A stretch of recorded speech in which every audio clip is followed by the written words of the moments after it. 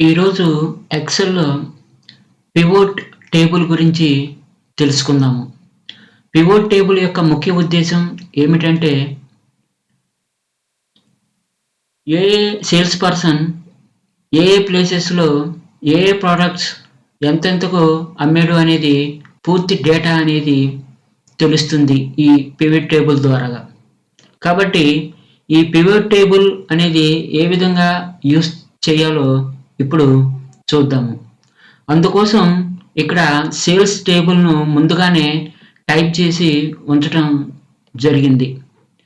ఇక్కడ నేము, place, product, value అని చెప్పేసి ఇక్కడ ఆహ్, ఇవ్వటం జరిగింది.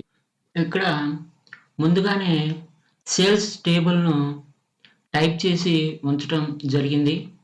ఈ సేల్స్ టేబుల్‌ను ఉపయోగించి ఎవరెవరు ఎక్కడెక్కడ ఎంతెంతకు సేల్ చేశారు, వారి టోటల్ వాల్యూను ఈ పివోట్ టేబుల్ ద్వారాగా మనం పొందవచ్చు.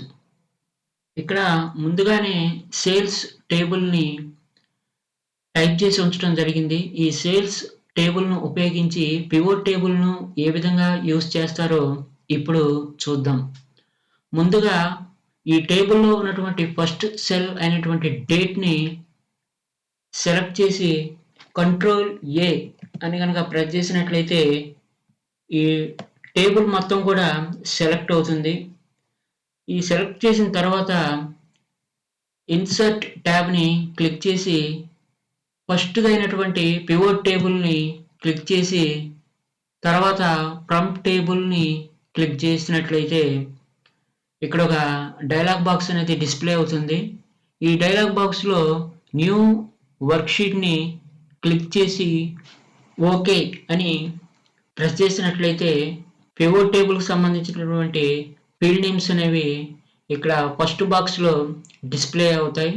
తర్వాత కింద ఉన్నటువంటి 4 బాక్సెస్‌లో ఈ ఫీల్డ్ నేమ్స్‌ను ఉపయోగించి మనకు కావలసినటువంటి డేటా రిపోర్ట్‌ను పొందవచ్చు.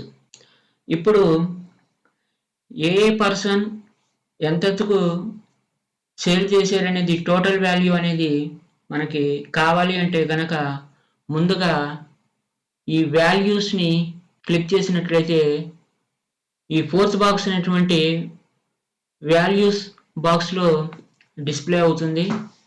తర్వాత మనకి నేమ్ కావాలి కాబట్టి నేమ్‌ని బాక్స్‌ని క్లిక్ చేసినట్లయితే ఇక్కడ రోస్ బాక్స్‌లో నేమ్ అనేది డిస్‌ప్లే అవుతుంది.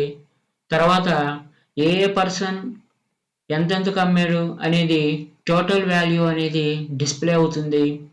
క్రిందొచ్చేసి గ్రాండ్ టోటల్ అనేది డిస్‌ప్లే అవుతుంది. ఈ విధంగా ఏ పర్సన్ ఎంతెంతకు సేల్ చేశాడు అనే టోటల్ వాల్యూను ఈ పివోట్ టేబుల్ ద్వారాగా చాలా ఈజీగా పొందవచ్చు.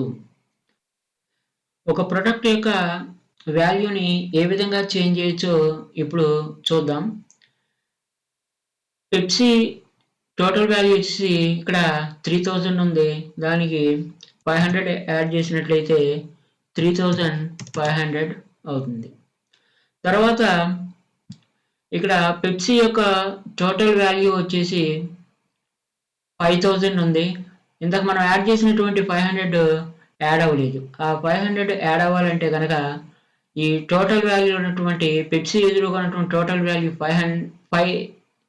7000ని సెలెక్ట్ చేసి రైట్ క్లిక్ ఇచ్చేసి ఇక్కడ రిఫ్రెష్ అని క్లిక్ చేసినట్లయితే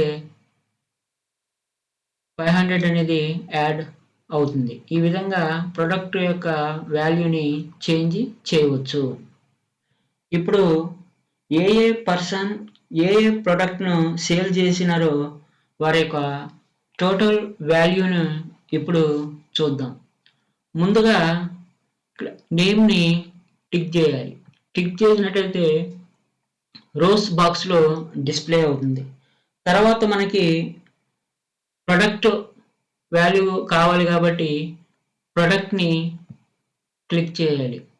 తర్వాత వాల్యూని క్లిక్ చేసినట్లయితే వాల్యూ బాక్స్‌లోకి వెళ్ళిపోతుంది. ఈ విధంగా ఏ ఏ సేల్స్ మ్యాన్ ఏ ఏ వస్తువును ఎంతకు అమ్మినాడు అనేది టోటల్ వాల్యూ అనేది ఇక్కడ డిస్ప్లే అవుతుంది. పల్లవి సేల్ చేసినటువంటి టోటల్ వాల్యూ ఇక్కడ పైన టాప్లో డిస్ప్లే అయ్యింది. అలాగే ఆమె ఏ ఏ ప్రోడక్ట్ను అమ్మిందో కూడా ఎంతెంతగా సేల్ చేసిందో కూడా కింద డిస్ప్లే అయ్యింది. అట్లాగే పవన్, రాజు, రమణ ఇట్లా ప్రతి ఒక్క సేల్స్ పర్సన్ యొక్క ప్రొడక్ట్ వివరాలను ఏ ఏ ప్రొడక్ట్ అమ్మారు, ఎంత సేల్స్ టోటల్ వాల్యూతో సహా ఇక్కడ డిస్ప్లే అయ్యింది. అలా కాకుండా వాళ్ళు ప్రొడక్ట్స్ డిస్ప్లే అవ్వకుండా కేవలం టోటల్ వాల్యూ మాత్రమే డిస్ప్లే అవ్వాలి అంటే కనుక ఇక్కడ నేమ్ పక్కన ఉన్నటువంటి మైనస్ బాక్స్ని క్లిక్ చేసినట్లయితే ఈ ప్రొడక్ట్స్ అనేవి హైడ్ అయిపోతుంది. అలా కాకుండా ప్రొడక్ట్స్ వాల్యూ కూడా కావాలి అంటే కనుక ఈ నేమ్ బాక్స్ పక్కన ఉన్నటువంటి ప్లస్ని క్లిక్ చేసినట్లయితే వాళ్ళు ఏ ప్రొడక్ట్స్ని సేల్ చేసినారు, టోటల్ వాల్యూ ఎంతో కూడా డిస్ప్లే అవుతుంది. ఈ విధంగా ఈ పివట్ టేబుల్ను ఉపయోగించి ఈ రిపోర్ట్ను పొందవచ్చు.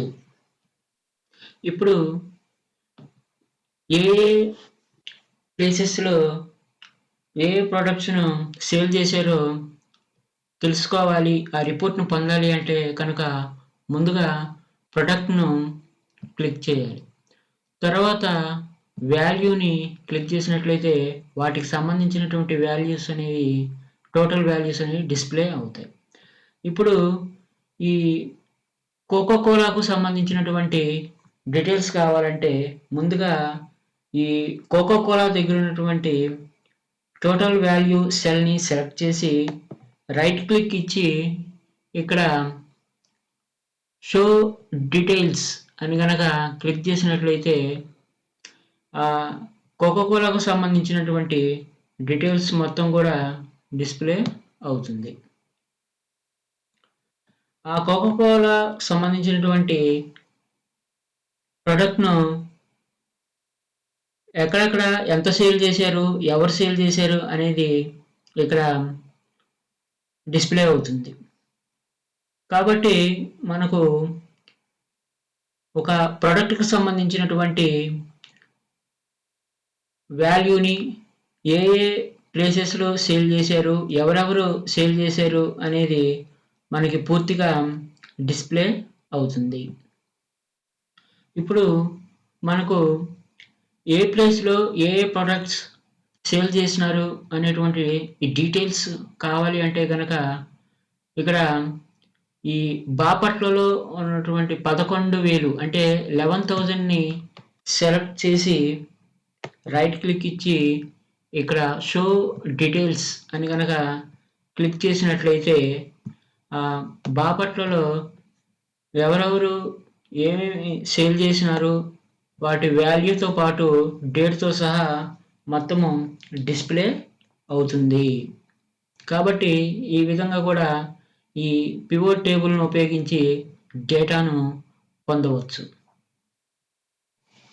ఇప్పుడు ఈ పివట్ టేబుల్ను ఉపయోగించి ఈ సేల్స్ రిపోర్ట్ అనేది మంత్ వైజ్గా కానీ, ఇయర్ వైజ్గా కానీ, డేట్ వైజ్గా కానీ పొందాలి అంటే కనుక ఇక్కడ ఫీల్డ్ నేమ్లో డేట్ని క్లిక్ చేయాలి. క్లిక్ చేసినట్లయితే ఇక్కడ ఇయర్కు సంబంధించినటువంటి ఆప్షన్స్ డిస్ప్లే అవుతాయి. ఇక్కడ 2020 దగ్గర ప్లస్ సింబల్ని క్లిక్ చేసినట్లయితే క్వార్టర్స్లో చూపిస్తుంది. క్వార్టర్ అంటే 3 months అని అర్థం.